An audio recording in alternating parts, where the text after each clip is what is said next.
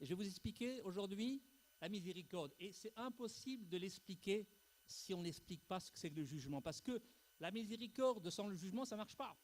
Ça n'a aucun sens. Imaginez-vous que quelqu'un est gracié par le juge qui le condamne à mort, et il est condamné à mort parce qu'il a fait des conneries. Et puis voilà que le juge lui dit, vous êtes gracié. Il est passé du jugement qui allait venir sur lui à la grâce, parce qu'il lui a été fait miséricorde. Autrement dit, on ne peut pas comprendre la miséricorde si on ne comprend pas le jugement. Les deux choses sont absolument inséparables. Et aujourd'hui, Dieu va vous aider à comprendre ce que c'est que la bonté et la sévérité de Dieu, comme Paul le dit dans Romains 11, il dit « Considérez à présent la sévérité, la bonté et la sévérité de Dieu ». Et on ne peut pas séparer ces deux choses parce qu'elles font partie de sa nature. Et je vais vous expliquer ce soir ce matin, ce que c'est que la miséricorde et ce que c'est que le jugement. Alors, pour cela, il y aura deux textes que je vais vous lire qui sont un peu longs. Mais ça vaut quand même la peine de les lire parce qu'ils vont vous expliquer comment Dieu est. Le cœur de Dieu, il est vraiment incroyable. Alors, le premier passage se trouve dans le psaume 107. Alors, ce psaume 107, je vais vous le lire, vous allez comprendre. Célébrez le Seigneur car il est bon, car sa fidélité est pour toujours. Qu'ils le disent, ceux que le Seigneur a rédimés, ça veut dire racheter. Racheter, ceux qu'il a repris à l'adversaire et rassemblés de tous les pays de l'Est, de l'Ouest, du Nord et de la mer. Oui, ils erraient dans le désert, sur une terre aride. Ils ne trouvaient pas le chemin d'une ville où ils pouvaient habiter. Ils souffraient de la faim, de la soif et ils défaillaient. Dans leur détresse, ils criaient vers le Seigneur. Et il les délivra. Il les délivra de leur désarroi. Il les conduisit par un chemin tout droit, un chemin droit, pour qu'ils aillent habiter dans une ville, qu'ils célèbrent le Seigneur pour sa fidélité et pour ses actes étonnants en faveur des humains, car il a rassasié le gosier altéré et il a comblé de bien l'affamé. Deuxième catégorie, d'abord ceux qui erraient dans le désert.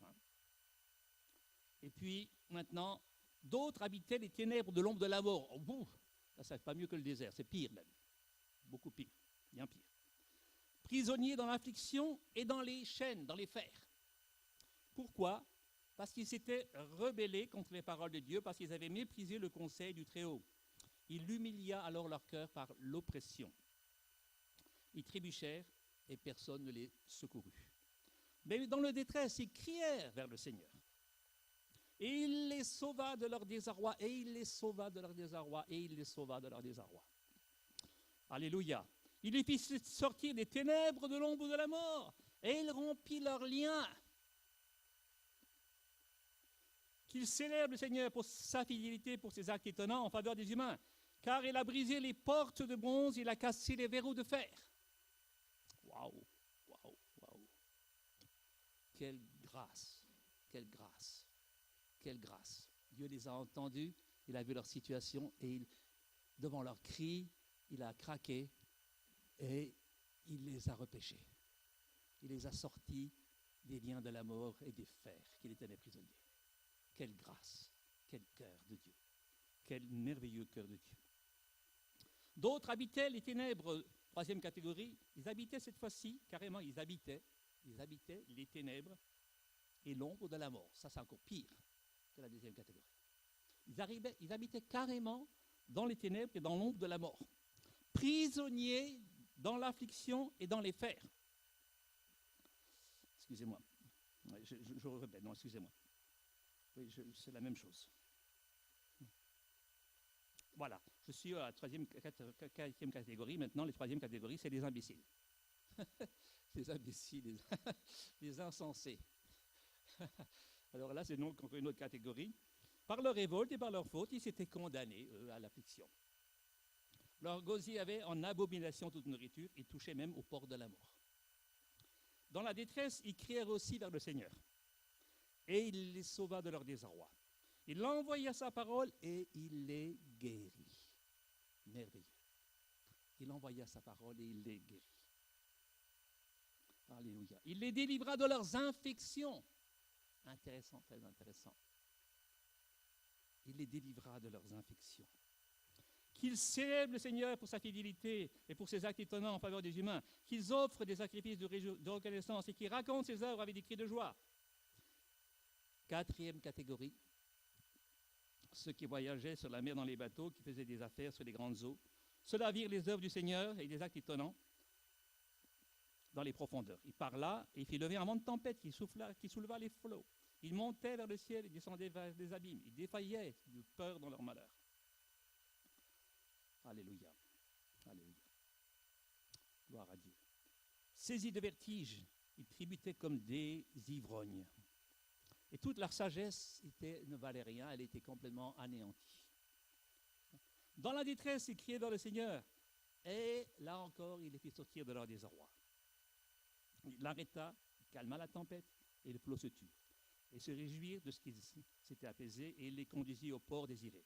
Qu'ils célèbrent donc le Seigneur pour sa fidélité, pour ses actes étonnants en faveur des humains, qu'il exalte dans l'assemblée du peuple, qu'il le loue dans la réunion des anciens. Waouh! Il change les fleuves en désert et les sources en terre dessachée, les pays fertiles en pays salés, et à cause du mal que font les habitants, mais il change le désert en étang, et la terre desséchée en source.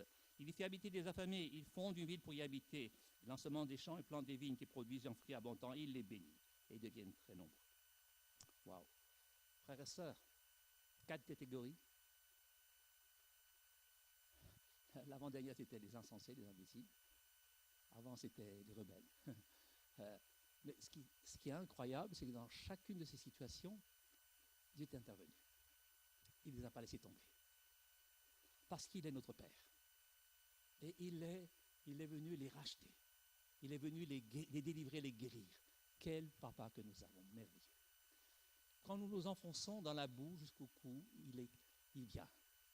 Quand nous voyons que nous avons eu tort et que nous crions, Seigneur, je me repens, je me rends compte de ce que j'ai fait, m'a amené que des ennuis, des malheurs. Quand il entend ce cri de repentance, il vient. Et il fait miséricorde. Et il suspend son jugement. Mais là, ce n'est même pas un jugement, excusez-moi, c'est la moisson. C'est une moisson de malheur. C'est la même chose que ce qui est arrivé à Adam et Ève. Quand il les a prévenus, vous pouvez manger de tous les arbres du jardin, sauf un. Mais ils ne l'ont pas écouté. Parce qu'il leur a dit, il les avertit, vous allez mourir. Ce n'était pas un jugement, la mort, c'était une conséquence. Est-ce que vous arrivez à faire la différence entre un jugement et une conséquence? Si maintenant vous ne respectez pas la loi de la gravité, que vous sautez par la fenêtre, ça ne va pas être un jugement. Si vous vous écrasez en bas, ça va être une conséquence. C'est très différent. Est-ce que vous comprenez ça? Par contre, maintenant, je vais vous parler du jugement, du vrai jugement. Et on va prendre un autre texte, deuxième texte, qui est celui de Néhémie 9, 25. Et je vais le lire aussi. Ils ont pris des villes fortifiées, une terre fertile, ils ont pris possession des maisons remplies de toutes sortes de biens quand ils sont entrés dans Canaan. C'était vraiment merveilleux. Des citernes creusées, des vignes, des oliviers, des arbres fruitiers en abondance. Ils ont mangé, ils se sont rassasiés, ils ont engraissé, ils ont vécu dans les délices par ta grande bonté. Merveilleux. Mais, ils se sont quoi? Ils se sont rebellés et révoltés. Très intéressant. Ça, c'est encore une autre histoire que celle de la moisson. Ils ont jeté ta loi derrière le dos. Ils ont tué même les prophètes qui les avertissaient pour qu'ils reviennent à toi et ils t'ont outrageusement bafoué en allant vers d'autres dieux. Alors, tu les as livrés à leurs ennemis, leurs adversaires, qui les opprimèrent. Ils ont abandonné Dieu, ils lui ont tourné le dos, ils ont brisé le joug, comme dit Jérémie, ils ont dénoué les liens, le joug de l'autorité de Dieu sur eux, ils ont brisé les liens qui les reliaient à Dieu, les liens de l'alliance. Résultat des courses, qu'est-ce qu'il fait Dieu? Il les a abandonnés entre les mains de l'ennemi. Dans Jérémie 5,6, il est dit, c'est pourquoi le lion de la forêt les tue, le loup du désert les détruit, et la panthère est aux aguets au port de la ville. Waouh, livrés à 3 puissances de ténèbres démoniaques, qui les ont lacérés, déchirés. Terrible, terrible. Mais de nouveau, ils ont crié vers toi. Non, excusez-moi, je sauté un verset. Mais au temps de la détresse, ils ont crié vers toi et tu les as entendus du ciel. Et dans ta grande compassion, tu leur as donné des sauveurs qui les ont délivrés de la main de leur adversaire. Mais quand ils ont eu du repos, malheureusement, ils ont recommencé à faire du mal devant toi, alors que tu les avais délivrés. Alors tu les as de nouveau abandonnés aux mains de leurs ennemis, qui cette fois-ci ne les oppressèrent plus, mais les dominèrent. Waouh, un stade au-dessus. Avant c'était l'oppression, maintenant c'est la domination. Waouh. Waouh. Et ce n'est pas Satan, c'est Dieu qui a lâché, qui les a abandonnés dans les mains de leurs ennemis pour que l'ennemi les opprime, les domine. Mais de nouveau, ils ont crié vers toi. Et tu les as de nouveau entendus du ciel. Et dans ta grande compassion, dans ta grande miséricorde, le Dieu des miséricordes, tu les as délivrés maintes fois. Tu les as avertis pour qu'ils reviennent à ta loi. Mais, hélas, ils se sont de nouveau montrés arrogants.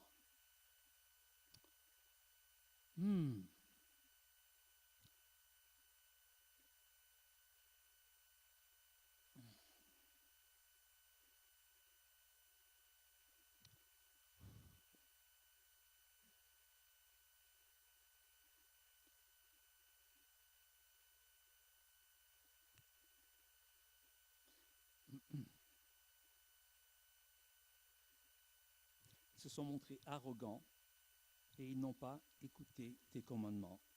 Et ils ont à nouveau péché contre tes règles. Alors que l'homme qui les met en pratique vit par elles, ils se sont montrés rebelles et réticents et rétifs et ils n'ont pas écouté. Tu les as supportés de nombreuses années, tu les as avertis par ton esprit, ton souffle, par l'un des meilleurs de tes prophètes, mais ils n'ont pas prêté l'oreille. Alors tu les as livrés au peuple des pays voisins. Dans ta grande compassion, tu ne les as pas exterminés cependant, tu ne les as pas cependant abandonnés, car tu es un Dieu clément et miséricordieux. Miséricorde. Et maintenant, notre Dieu, grand, vaillant et redoutable, toi qui gardes l'alliance et ta fidélité, ne regarde pas comme peu de choses la peine qui nous atteint. Nous, nos rois, nos princes, nos prêtres, nos prophètes, nos pères et tout ton peuple, depuis le temps des Assyriens jusqu'à ce jour. Tu as été juste dans tout ce qui nous est arrivé, parce que toi, par contre, tu as agi avec loyauté, et nous avons agi avec méchanceté. Nos rois, nos princes, nos prêtres et nos pères n'ont pas mis ta loi en pratique, ils n'ont pas été attentifs à tes commandements ni aux préceptes que tu leur avais donnés pendant qu'ils étaient dans leur royaume, au milieu des bienfaits nombreux que tu leur accordais, dans le pays vaste et fertile que tu avais mis devant eux. Ils ne t'ont pas servi, ils ne sont pas revenus de leurs mauvais agissements. Ils ne sont pas revenus. Et aujourd'hui, ce n'est plus l'oppression, la domination, mais nous sommes devenus esclaves.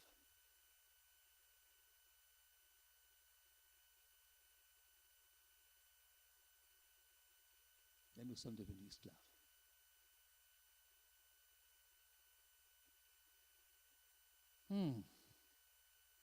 Les produits abondants que nous produisions sont maintenant pour les rois que tu as placés à notre tête, qui sont des étrangers.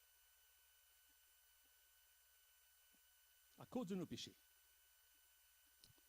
Ils dominent à leur gré sur notre corps, sur notre bête. Nous sommes dans une grande détresse. Est-ce que vous voyez la différence entre le premier texte et le deuxième? Le premier, c'était le mépris des lois seulement. Mais ils ne se sont quand même pas rebellés contre Dieu, ils ne sont pas allés vers d'autres dieux. Ils sont restés quand même quelque part fidèles à Dieu, comme Adam et Ève qui n'ont pas écouté la parole de Dieu, mais qui sont quand même restés avec Dieu. Et Dieu les a retrouvés dans le jardin. Elle leur a dit, voilà les conséquences. Mais cette fois-ci, eux, ils ont carrément tourné le dos à Dieu, ils ont brisé le joug, ils ont dénoué les liens. Et c'est pour ça que Dieu les abandonne pour un temps. Ça, c'est le jugement. Le jugement, c'est seulement un temps donné où Dieu il dit, bon, ils ne veulent pas de moi, ils me rejettent. Bon, je vais les abandonner entre les mains de l'ennemi, on va voir s'ils se portent mieux dans les mains de l'ennemi. Et hélas, ce n'est pas le cas, c'est vraiment pas le cas. Ils ont vécu l'oppression, la domination et l'esclavage. Prisonniers. Ah là là. Alors pourquoi est-ce qu'ils ont fait ça? On peut se poser la question, mais attendez, ils avaient l'abondance, ils étaient bien avec Dieu. Pourquoi? Mais quelle drôle d'idée qu'ils ont eu de se rebeller, de tourner le dos à Dieu. C'est pas possible. C'est pas possible, ils vivent dans l'abondance. Quelle raison pouvait bien les pousser à faire une chose pareille? j'ai trouvé qu'il y avait deux raisons majeures pour lesquelles ils ont tourné le dos. Le premier, c'est le sentiment que l'obéissance, la soumission et le travail pour Dieu ne servent à rien. Ils ont vécu l'esprit de Caïn. Caïn, il s'est démené comme un cinglé pour faire un sacrifice à Dieu puisse l'aimer, que Dieu puisse aimer. Et puis, il n'a rien compris.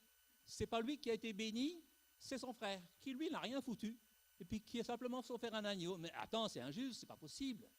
Alors qu'est-ce que j'ai gagné à me fouler comme ça, à me fatiguer comme ça, et puis à servir Dieu? C'est profondément injuste. Ah non, non, non, non, je ne suis pas d'accord. Dieu, toi, tu n'es pas quelqu'un de juste. Mais Dieu lui a dit, fais attention, il y a le péché qui est tapé à ta porte, et ses désirs se portent vers toi. Si toi, tu réagis bien, il y aura un temps à nouveau, tu seras élevé. Mais là, s'il te plaît, fais attention, réagis bien, ne te laisse pas avoir par l'amertume. Malheureusement, Caïn est tombé dans le panneau. Il est tombé dans le panneau. Il n'a pas compris la miséricorde de Dieu. Aïe, aïe, aïe, aïe, aïe. Et puis la deuxième raison, d'ailleurs, vous savez que le dernier texte de l'Ancien Testament, c'était de Malachie. Avant le dernier chapitre, les croyants disent, mais à quoi ça a servi de servir Dieu? À quoi ça a servi de servir Dieu? On n'a hérité que des problèmes. Et puis, alors Dieu il dit, attendez, écrivez un livre. Et attendez le jour de l'Éternel. Parce qu'il y aura un jour où Dieu fera la différence entre celui qui le sert et qui ne le sert pas. Ne vous précipitez pas trop vite dans votre fausse conclusion. Attendez. Frères et sœurs, souvent, nous vivons la même chose dans notre vie personnelle. On se foule pour Dieu, on se fatigue, on fait des choses, plein de choses, et puis on se dit, j'ai pas vu le résultat. Dieu n'est pas juste, j'ai pas eu mon salaire. J'ai eu que des ennuis. À quoi ça sert de servir Dieu? Et l'amertume et la révolte peuvent nous pousser dans les bras de l'ennemi. Attention, l'amertume est le nid du diable, comme je l'ai expliqué dans le dernier message. D'ailleurs, le dernier message sur l'amertume, je vais en faire un fascicule. Ça va être la farine, écoutez bien. Ça va être la farine d'Élysée qu'elle a mis dans le pot quand ils ont mangé des conacans sauvages et que la bourre était dans le pot. Et il les a sortis d'affaires avec un peu de farine. Et le fascicule que je vais faire, ça va être la farine qui va sortir d'affaires les gens qui sont tombés dans le panneau de l'amertume. Ils vont s'en sortir. La bonne nouvelle, c'est qu'ils vont s'en sortir. Qu'ils mangent cette farine, qu'ils la laissent faire son effet dans leur cœur. Et ils vont être complètement délivrés de l'amertume, de la mort. La deuxième raison pour laquelle ce peuple d'Israël est tombé dans la révolte, la rébellion, ils ont tourné le dos à Dieu, c'est que c'est la comparaison avec les gens du dehors. Ouais, les nations à côté sont plus bénies que nous. Ils ont plus de récoltes que nous. Eux, ils ont plus de pluie que nous. C'est pas juste, c'est pas normal. Nous, on suit Dieu, et puis on n'a pas ça. Eux, ils ne suivent pas Dieu, ils suivent les Baals, et puis toutes les fausses divinités, ils ont ça. C'est pas supportable. Nous, on va rejoindre les Baals. Hein. Dieu, salut. Salut mon Seigneur, c'est fini, tu n'es plus mon Seigneur. Baal est mieux que toi. Lui, au moins, il donne de l'abondance et de la récolte. La comparaison avec les gens du monde qui sont bénis, alors qu'ils ne connaissent pas Dieu, et nous, qui connaissons le Seigneur, on a l'impression d'être moins bénis qu'eux.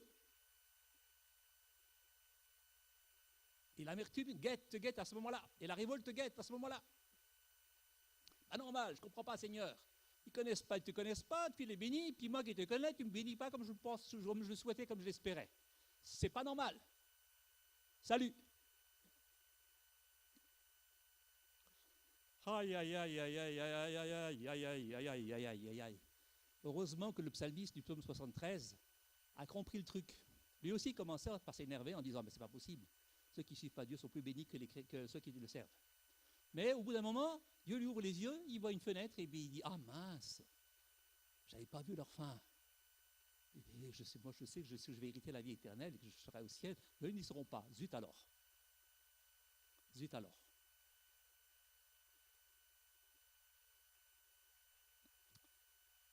Alors, Frères et sœurs, il y a deux façons d'échapper au jugement si tu as fait des conneries, si tu t'es rebellé contre Dieu. Dieu t'a donné deux moyens de ne pas être jugé, d'éviter le jugement. Le premier, il est dit dans 1 Corinthiens 11, dans la Sainte Seine, si nous nous jugions nous-mêmes, nous ne serions pas jugés. Ah, très intéressant ça. Si nous nous jugions nous-mêmes, nous ne serions pas jugés. Frères et sœurs, si tu arrives à faire un verdict par rapport à tes rébellions et que tu te rends compte que tu fais fausse route et que tu reviens en arrière, Dieu va te reprendre. Il va te reprendre avec lui. Et ça, c'est très bien expliqué dans Job. Job 36. Dieu est puissant, il est dit dans Job 36, verset 5.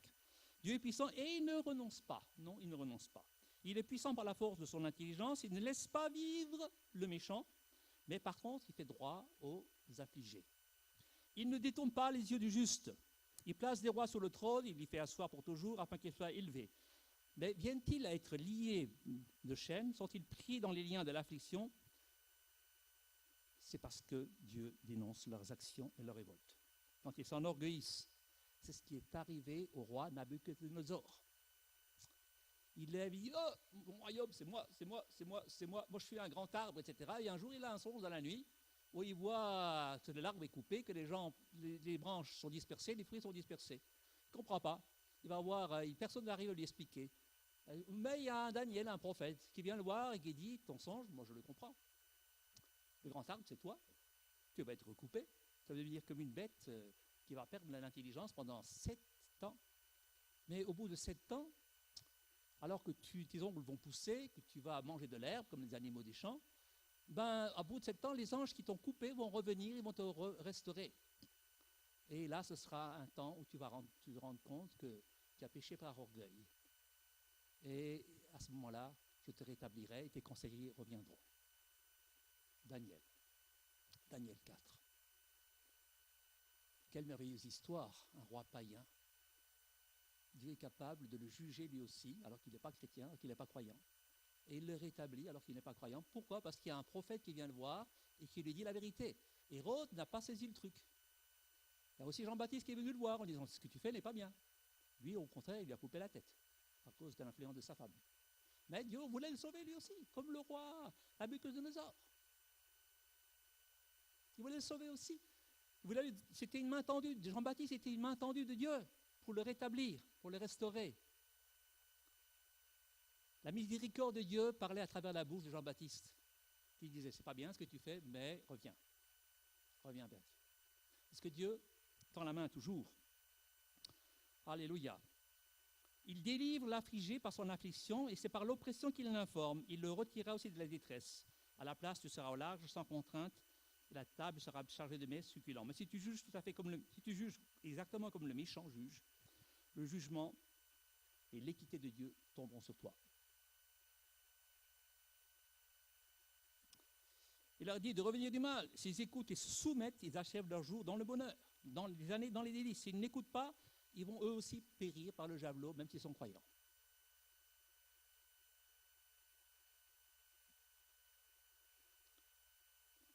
Donc, vous avez compris, la première solution pour éviter le jugement, c'est de nous juger nous-mêmes. Ça évite de tomber sur le jugement. La deuxième moyen pour éviter le jugement, c'est d'appliquer la loi de liberté dont parle Jacques. Jacques, dans son épître, dira « Parlez et agissez comme des gens qui vont être jugés. » D'après quoi? D'après quoi? D'après une loi de liberté.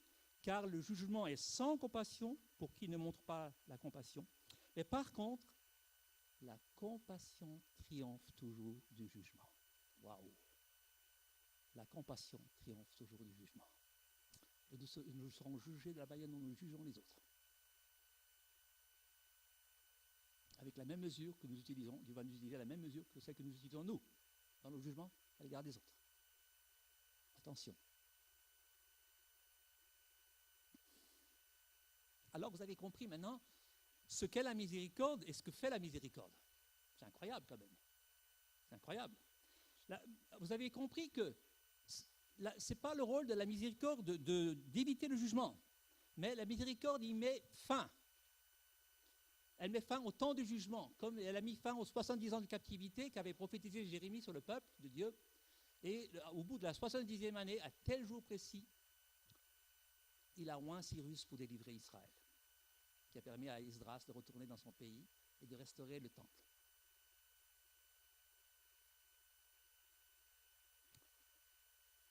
Dieu y met fin à ce jugement quand il estime que la leçon est enfin comprise et intégrée. Elle est toujours donc cette main tendue de Dieu qui espère continuellement nous voir revenir comme le Père guettait le Fils prodigue tout le temps à la porte en disant « Est-ce qu'il va venir? Est-ce qu'il va revenir? Est-ce qu'il va revenir ?» Parce que son cœur n'était pas détaché de lui. Son cœur n'était pas détaché de lui. Le cœur de Dieu n'était pas détaché d'Israël, même s'il les a livrés entre les mains de l'ennemi. Il brûlait d'impatience de voir son peuple revenir à de meilleurs sentiments, afin qu'il puisse à nouveau les bénir. Parce que le souci de Dieu, c'est de nous bénir, ce n'est pas de nous maudire et de nous juger. S'il le fait à contre-cœur, la mort dans l'âme. Il le fait dans la mort dans l'âme. Parce qu'il se dit, mince, il n'y a plus d'autres moyens. C'est pour ça que Paul dit, j'ai livré son corps à Satan afin que son âme soit sauvée, en parlant de quelqu'un qui était tombé dans l'impureté sexuelle grave. J'ai livré son corps à Satan, ça veut dire qu'il va tomber malade, afin qu'il réfléchisse et revienne de ses voies. Et que son âme soit finalement, la finalité, c'est que son âme n'aille pas en enfer, mais soit au ciel, pour la vie éternelle. Et ça, c'est le sens du jugement, c'est quelque chose de pédagogique. Donc, la miséricorde, c'est vraiment la main tendue de Dieu permanente, qui brûle de nous voir revenir vers lui, parce qu'il nous aime réellement comme un papa aime ses enfants, comme un vrai papa aime ses enfants. Elle fait partie de son ADN. Son cœur de père est prêt à discipliner, et son cœur de mère est toujours prêt à pardonner et à restaurer. Et c'est là que nous arrivons dans la fameuse vision de la vallée des ossements desséchés, Ézéchiel, où il disait, notre espérance est détruite, ils sont captifs, ils sont venus en captivité. Mais Dieu parle à Ézéchiel, lui dit, est-ce que ces eaux vont revivre? Tu le sais, sois seul. Je te dis une chose, prophétise sur les eaux. Restauration. Prophétise à l'esprit de souffler 80, résurrection. Je vous avais dit, en 2017, alors qu'en 2016, on avait vu ce profil de la résurrection de l'Église, en janvier 2016, on disait, mais qu'est-ce qui se passe? Qu'est-ce qui se passe? Dieu avait réellement commencé le processus, mais c'était la première phase du processus de résurrection qui est une phase d'abord de restauration. Et après vient la phase de résurrection. Ça, je vous en parlerai plus tard. Ça va chauffer. Ça va, waouh. Il va se passer beaucoup de choses là. Waouh. Ah là là. Alors, il faut bien comprendre une chose. C'est que si Dieu est miséricordieux, sa miséricorde est absolument adressée à tous. Pas seulement aux croyants, mais aux incroyants, et même les pires d'entre eux, les méchants et les ingrats. C'est ce qu'il nous a dit dans Luc, chapitre 6, verset 35. Il dit, mais donc, aimez vos ennemis, faites du bien et prêtez sans rien espérer. Votre récompense sera grande et vous serez fils du Très-Haut, vous aurez son ADN. Pourquoi? Parce qu'il est, lui, il est bon pour les ingrats et les méchants. Intéressant, ça. Comment Dieu voit les gens du dehors. Intéressant. Et il rajoute, ne jugez pas, vous ne serez pas jugés. Ne condamnez pas, vous ne serez jamais condamnés. Absolvez et vous serez absolus. Très intéressant. Très intéressant. Alléluia. Et puis, ce verset incroyable de Romains 11, 30, un verset absolument titanesque, incroyable, merveilleux. Écoutez ça. Et en effet, tout comme vous, les Juifs autrefois, vous avez refusé d'obéir à Dieu, et maintenant pourtant, vous avez obtenu compassion du fait de leur refus d'obéir, ça c'est les païens. De même, eux aussi maintenant ont refusé d'obéir, les Juifs, du fait de la compassion dont vous bénéficiez, vous, les païens, pour qu'eux aussi puissent habiter, maintenant obtenir compassion, miséricorde. Car Dieu a enfermé, écoutez-moi cette phrase, elle est titanesque. Car Dieu a enfermé tous les humains, sans exception, dans leur refus d'obéir, pour faire miséricorde à tous. Titanesque. Si vous avez compris ça, vous allez être des évangélistes puissants. C'est la clé de l'évangélisation. Ah. Oh, maintenant vous comprenez pourquoi David a dit dans son psaume 101, « Je chanterai ta bonté et le jugement au toi, ô Éternel, je me dirai. Je chanterai ta bonté et tes jugements. » Considérez la bonté et la sévérité de Dieu. David dit, « Je chanterai la bonté et les jugements de Dieu. » Parce qu'il avait aussi vécu un jugement. Alors, frères et sœurs, waouh, est-ce que vous voulez vraiment entrer dans votre destinée et devenir des vases de miséricorde? Est-ce que l'Église Agapé veut devenir vraiment un vase de miséricorde? Si oui, il va se passer quelque chose. Dieu m'a dit qu'il allait vous faire un grand cadeau ce Noël. Je ne vous le dis pas lequel. Je vous le réserve la surprise pour Noël. Le jour du 24 décembre, Dieu va vous faire un très grand cadeau si vous acceptez de devenir des vases de miséricorde. Si vraiment vous voulez vous engager à devenir des vases de miséricorde, il va vous faire il va vous donner quelque chose de remarquable. Il m'a dit que Noël, ça allait être le jour du grand cadeau qu'il va le faire à cette assemblée. Et je ne le dis pas maintenant. Je vous le dirai à Noël.